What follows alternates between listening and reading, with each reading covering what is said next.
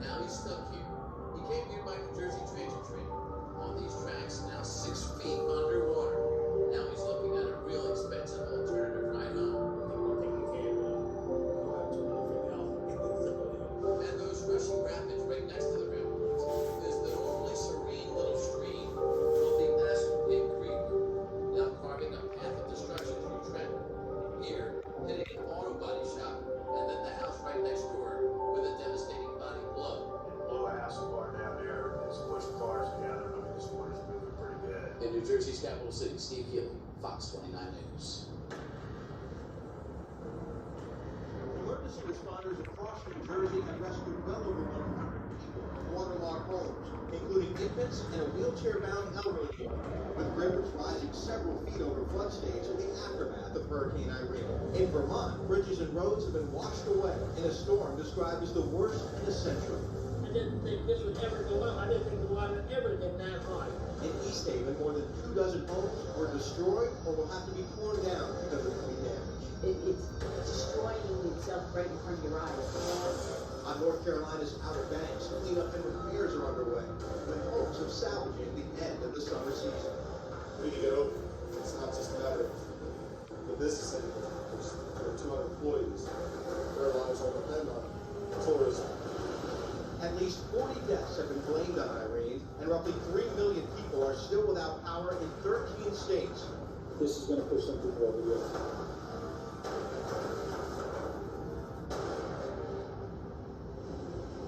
Floodwaters have started to recede in Paterson, New Jersey. Governor Chris Christie, after touring the damage, described seeing extraordinary despair. Nothing we can do to lower a river that's flooding. But what we can do is stand together after it's over to help you return your life to normal. 3 days since the storm's last raindrop fell, some storm victims are out of hope and patience. My whole apartment, I can't go back in for like a month, 2 months until we got all the walls, do all the electrical work again. So annoying.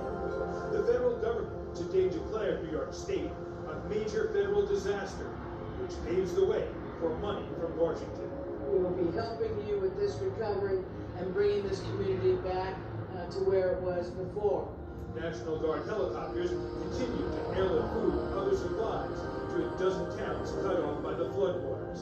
Even these famously stoic New Englanders were shocked by the aftermath of Irene. The water was really very high, and the force of it was beyond our comprehension. President Obama declared a major disaster in the state of New Jersey. The president is expected to visit the state on Sunday. By then, it is expected, or I should say hope, that the floodwater behind me will have finally completely receded.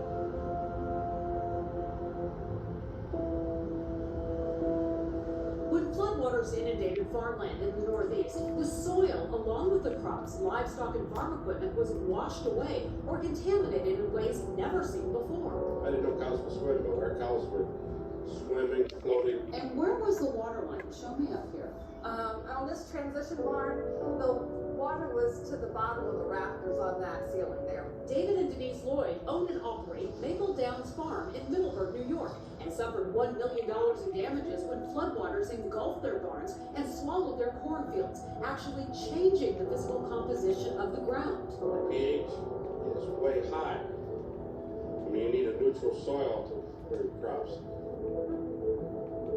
In January, the U.S. Department of Agriculture released $63 million to help repair farms ravaged by Hurricane Irene and Tropical Storm Lee. While farmers in Schoharie County eagerly await their share, they use state funds to help heal their land so they can farm once again. We had fields that had lost 8 foot of topsoil. Where we're standing right here, there was about 10 feet of water over our heads. Richard Ball's Schoharie Valley Farm was able to start the recovery process with about $65,000 in state funds.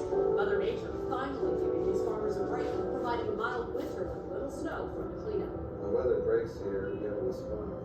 We'll be able to put plows in the ground, put seeds in the ground, and get started in another year. Start planting some again.